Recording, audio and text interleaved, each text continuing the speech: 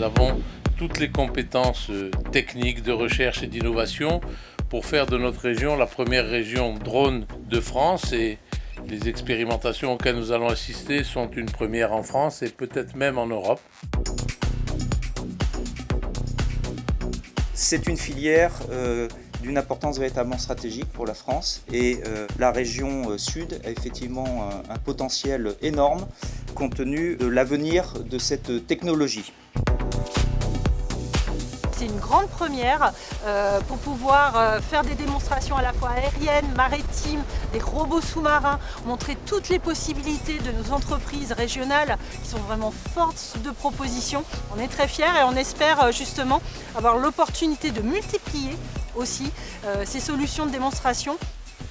D'un côté, on a de nombreux acteurs du monde économique, des entreprises qui développent des solutions innovantes. D'un autre côté, tout un écosystème d'accompagnement avec un soutien de la région qui permet une très bonne structuration de la filière, garantissant son rayonnement à l'international, le développement économique et l'emploi.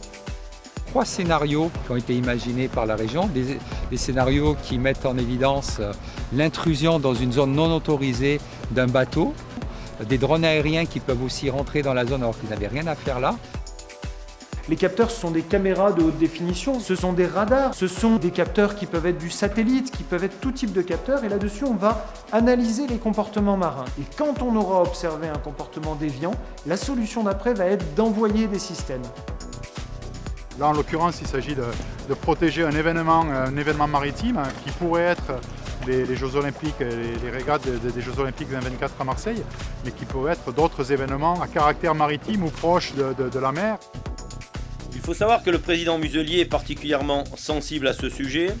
Rappelons déjà qu'en 2015, il était alors député européen, il était rapporteur d'un rapport d'initiative sur l'utilisation du drone civil.